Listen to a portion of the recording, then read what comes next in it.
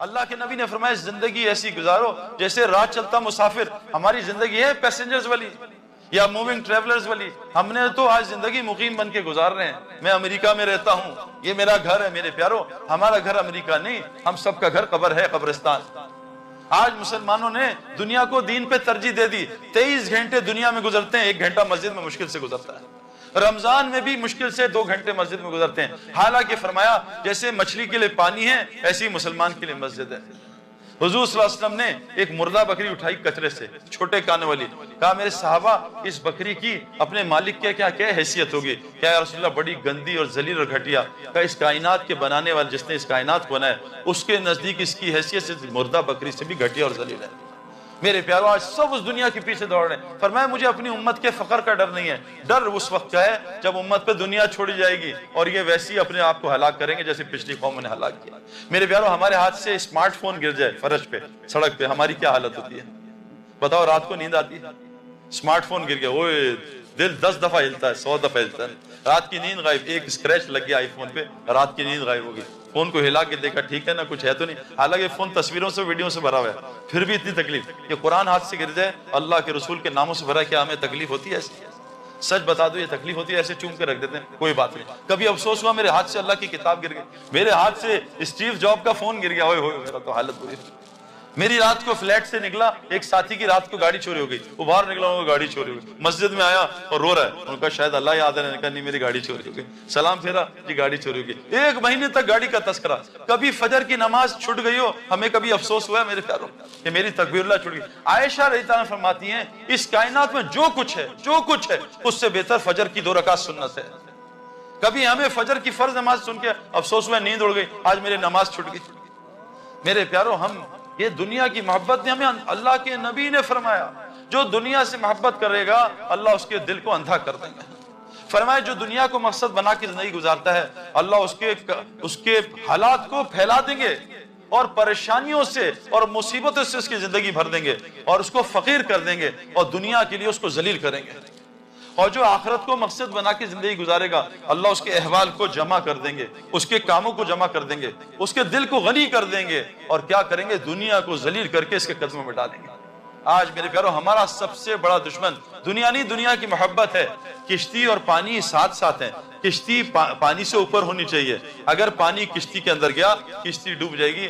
آج مسلمانوں کے اندر دنیا گھس چکی ہے میرے پیارو. ایک آدمی نے مولوی صاحب سے کہا مولوی صاحب میرے کنویں میں نا 4 کتے گر گئے ہیں, پانی پیتا ہوں وہ کیا ہوگا؟ کب ناپاک ہو گیا.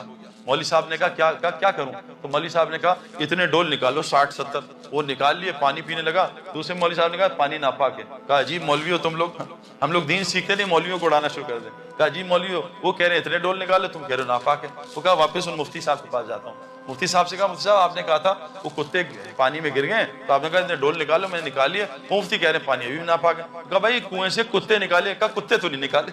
تو جب تک یہ اندر سے کتے نہیں نکلیں گے نا میرے پیاروں, نہ نماز سے وعدے پورے ہوں گے نہ تلاوت سے وعدے پورے. نماز رزق کو کھینچتی ہے, ہماری نماز نے ہمارے رزق کو دبئی اور چائنا پہنچاتی ہے. نماز فحاشی بے حیائی روکتی ہے. ہم نماز پڑھ کے غیبت شروع کر دیتے ہیں اور بدنظری شروع کر دیتے ہیں. مجھے کعبے میں طواف میں ایک لڑکے نے کہا سعید بھائی میں نے آج 15 طواف کیے لیکن ظالم بدنظری سے نہیں بچ پاتا. میں نے کہا بھائی فیلڈنگ کی الگ محنت ہے, بیٹنگ کی الگ محنت ہے. تم نے فیلڈنگ کی محنت نہیں کی, کیچ کیسے پکڑو گے؟ تم نے طواف تو کیا لیکن یہ جو نظروں پہ بریک لگانے کی اس کی الگ محنت ہے, وہ تم کرتے نہیں. اور اگر طواف پہ تم بدنظری کرتے رہے تو پوری دنیا میں اس گناہ سے نہیں بچ سکو گے. یہ اتنا خطرناک جگہ ہے. اس لیے کتابوں میں آتا ہے جس نے احرام کی حالت میں کوئی گناہ کیا موت تک اللہ اس پہ ٹھپا لگا دیتے ہیں, یہ اس گناہ سے کبھی بچ نہیں سکے گا. بہت بڑی توبہ چاہیے, بہت بڑی. تو نماز احرام کی حالت میں غیبت کر دی, احرام کی حالت بدنظری کر دی, جھوٹ بول دیا میرے پیارے. تو پہلا دشمن دنیا کی, اس لیے تبلیغ میں نکالتے ہیں. آپ کو ایک آسان مثال بتاتا ہوں. اب یہ بارش ہوئی ہے نا بڑی شدید, میں پورا گیلا ہوں, جیکٹ پہنی, ٹھنڈ لگ رہی تھی. آپ کی مسجدیں بہت زیادہ ٹھنڈی ہیں تو میں ٹھنڈ مجھے لگ رہی تھی. اب گاڑی ان کی گیلی ہو گئی ہے, پانی آ گیا. اب جب ہم اس گاڑی میں بیٹھیں گے اس میں بدبو آئے گی جاتے, لیکن 10 منٹ بیٹھیں گے بدبو ختم ہو جائے گی. غلط کہہ رہا ہوں صحیح کہہ رہا ہوں بھائی؟ یہاں کے ٹوائلٹس تو بہت اچھے ہیں, اب ہمارے یہاں ٹوائلٹس میں جائے بدبو سے بھرے ہوتے ہیں, لیکن 10 منٹ آدمی بیٹھتا ہے پھر میسیجز چیک کرتا ہے, بدبو ختم ہو جاتے. کیوں کہ یوز ٹو ہو جاتا ہے بدبو کا. میرے ساتھ پرفیوم شاپ پہ چلیں, بہت خوشبو آئے گی, 2-4 پرفیوم چیک کی, اب خوشبو آنا بند ہوگا, کافی سونگو خوشبو آنا بند. یہ تبلیغ کا کام کافی سونگنا ہے, یہ اس کفر اور شرک کے ماحول میں ہے, یہاں ایمان نہیں سمجھ میں آئے گا.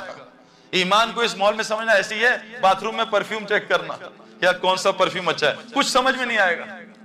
ایمان کو بے ایمانی کے ماحول میں, تبلیغ والے کہہ رہے ہیں بے ایمانی کے ماحول سے نکلو, جھوٹ, غیبت, شرک, بت پرستی, فلاں پرستی, 360 بت, تو سب سے پہلے نکالتے اس ماحول سے. وہ کیوں اللہ نے اصحاب کہف پورے قرآن میں ایک صورت نکال دی. اصحاب کہف نے کیا کیا تھا میرے پیاروں, انہوں نے اس گندے ماحول کو چھوڑا تھا شرک کے, اور پناہ لی تھی کا غار میں. کیوں؟ اللہ کہہ رہے ہیں جب انہوں نے شرک کے ماحول کو چھوڑا اور ان کی پوجا چھوڑی جن کو انہوں نے معبود بنایا تھا, اللہ نے ان کو غار میں 309 سال سلایا, اور کیا کیا, ان پہ اپنی رحمت کو وسیع کر دیا اور ان کے دنیا کے سارے کاموں میں آسانیاں پیدا کر دی. یہ قرآن ہے میرے پیارو. جب آپ اس گندے ماحول کو چھوڑ کے غار میں نہیں, مسجد میں پناہ لوگے, اور پھر وہاں جا کے سو گے بھی, اور تلاوت بھی, اور تہجد بھی, اور نفل بھی, اور دعوت بھی, اور ذکر بھی, اذکار بھی, بتاؤ اللہ ہمارے کام کیسے بنائے گا. میرے پیارو, ہم کرکٹرز, ہم لالچی ہوتے ہیں, ہم پیسے کے لیے, ملک کے لیے بھی کھیلتے تھے, لیکن بغیر پیسے کے لیے وقت ضائع کرنا یہ گناہ میں شامل